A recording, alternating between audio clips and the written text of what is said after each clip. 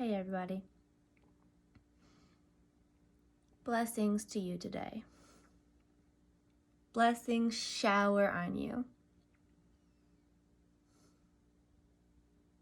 I hope all the blessings rain down on you. That's what I want to tell you. You and all your million parts. So I'm trying out a new look today. Super new lipstick. And I'm trying out this eyeliner, but I totally got it crooked. So I'm going to have to learn how to do that. But I think I like it. I think it's kind of me. I think it's kind of new me. The new me.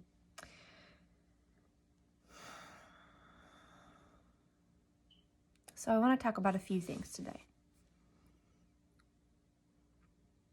All the parts and how they all fit together in the piece of the puzzle that you are.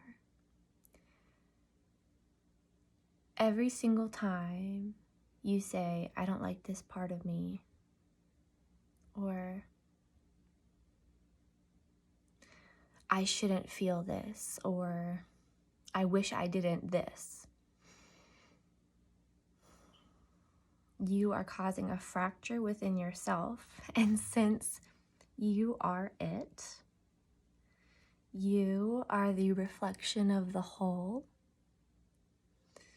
that fracture that's within you is also reflected in the outside world. If we're going to heal as a collective into wholeness, you need to be whole. And that means the shadow is truly looked at and evaluated and embraced and accepted. And that's what I wanted to talk about today, actually, is embracing the shadow. What does this mean as women? And I think maybe just societally, this is, maybe as a society, it's come down to be this, but we live in this society, so I'm going to talk about it like this. Men and women as two different kind of beings that operate in two different kinds of ways. As women, most of us, part of our shadow is our pleasure. It's seen as dangerous. It's seen as unruly, will cause chaos. And all those things are true. And so we shove it away in our shadow. But they're only true if we lose mastery. You are your own master.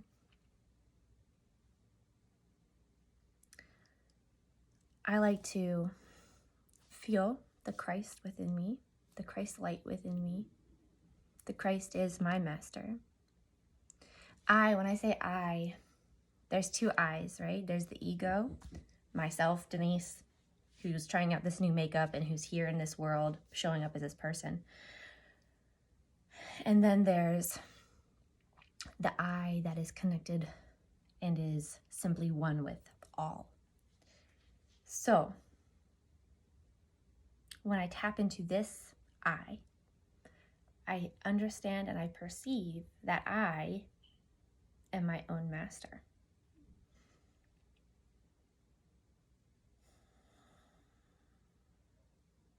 What does it mean to master your pleasure?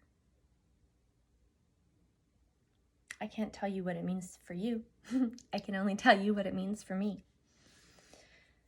And what it means for me is that I sense that my pleasure is so powerful, but is also a tool.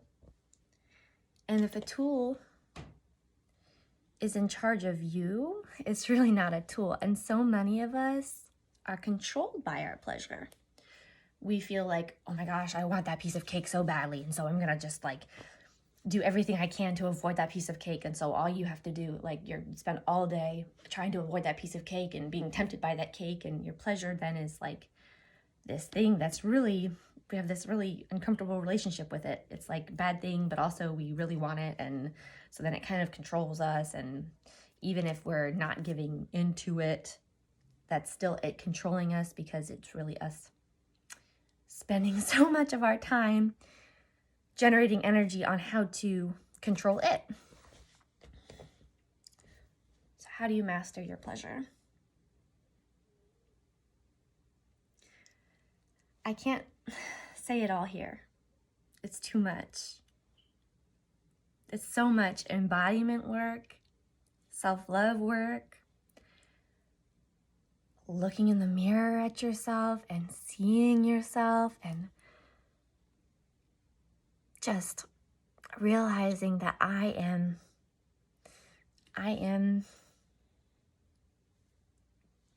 someone I love so much. I don't know, like, it's falling in love with yourself. And when you fall in love with yourself, pleasure becomes a tool, because you just don't want to hurt yourself. You don't want things that are not good for you. It just doesn't really happen, because you love yourself. You're in love with yourself. And so the things that you want, they're generally good. And when you want things that are not good for you, like sometimes I crave like little Hostess cupcakes, and I'm about to eat it. I'm like, I know this is not good for me, but I check in with my body and I say, okay, abdomen, are you able to process this right now? And I listen to my body's response. And if it says, no, you had too much dairy yesterday, I'm gonna have a hard time with that. It's not hard for me to not eat that. I just put it down. But if it says, yes, I can totally process this right now, like, go ahead, eat that Hostess cupcake, then I go ahead and do it. And there's so much I want to say on this about sex and how to use mastered pleasure in sex, and how you can come into sex with an intention, so many different intentions that you can fulfill by being mastered in your pleasure during sex. But again, not enough time just here on YouTube. So if you'd like to know more, please give me a like, give me a thumbs up, and actually shoot me a message and say, I want to know more, because that will kind of put some juice in my pants to create something that can help you learn how to be mastered in your pleasure. Namaste, woman.